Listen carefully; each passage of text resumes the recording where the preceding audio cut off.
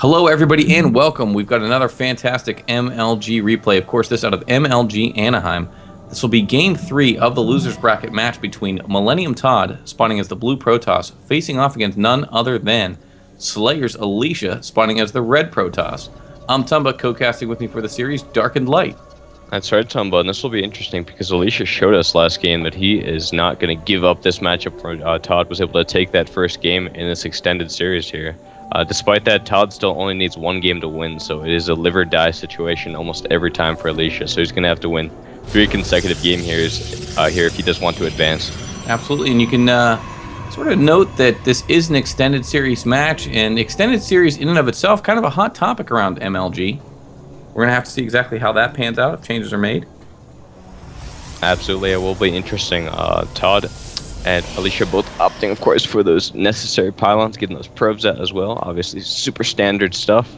On this map, it's interesting because the rush distances aren't that significant, but I would not be surprised to see some 4-gate kind of play out of both players.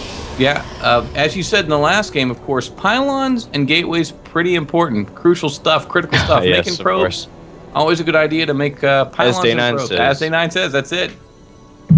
Make pylons, make probes. Looks like right now Alicia will not be opting to scout at all. Todd's going to be going for that early scout, checking that cross air position first. No scout just yet out of Alicia, just sticking back to his base. And typically when you do this kind of thing, you're expecting some kind of rush play out of that player. Yeah, I know that I feel like Alicia right now needs to go ahead and set the tone in this game. He has to be the first one to go ahead and put the pressure on Todd.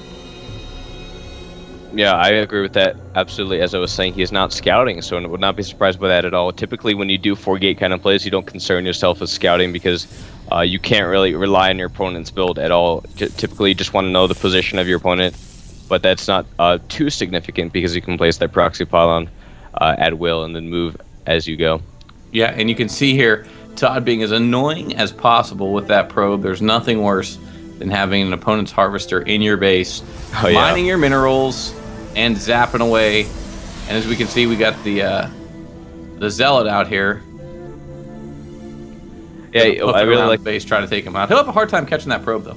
Yeah, I really like that little move by Todd, just harassing his opponent a bit, trying to throw him off. I don't think that's going to affect Alicia too much. He's obviously quite the Korean Pro Code S status, so he's not going to fall to anything like that. But just mining a few of those minerals, being a bit Huck-esque, making sure that the probes of Alicia can't mine out play by him, just getting the scouting off. And this is shaping up to be a 4-gate play out of Alicia. No second gas, just chrono boosting that gateway research there and getting a stalker out behind the zealot. So Team Slayers with great representation at this particular MLG. MMA and, of course, the Emperor Boxer showed up as well. So awesome. Yeah, very impressive players out of Slayers, making quite the splash in this particular tournament. And look at this, Alicia, he will be opting for that 4-gate play, so it'll be interesting to see how this plays out. Obviously, this build is so control dependent, so both players are going to have to make something happen here if they want to win this. Todd right now is sticking to 3 gates, and it looks like Alicia already moving to push in. Super early push out of Alicia, throwing down not 1 but 2 pylons, looking to get his first warp in off at the base of Todd, harassing this base now. It looks like Todd will be walling off, but if these pylons finish, that won't matter. He will be able to warp in right up onto the main of Todd. I don't think Todd expected this super early aggression at all. His gateways aren't even finished yet. Yeah, gateways aren't even done. He's being so bold, planting down 2 pylons, but look at this. He knows his timings. How crisp and clean was that? Dark, and look at that. As soon as warp gate was done, he's got those converted, and now he's going to be able to go ahead and warp onto the high ground. Todd could be in trouble here.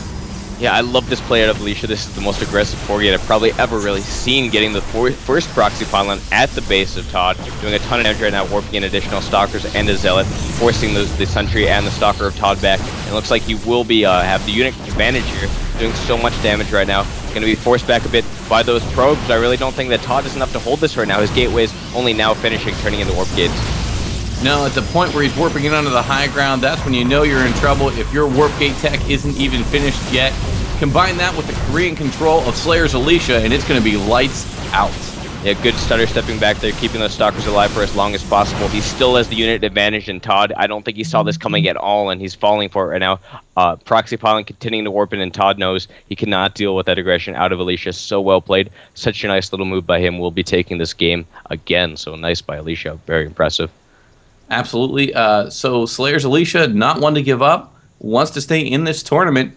I'm excited, Darkin. On to another game. You ready, man? I'm ready for it. Look forward to it. Let's do it.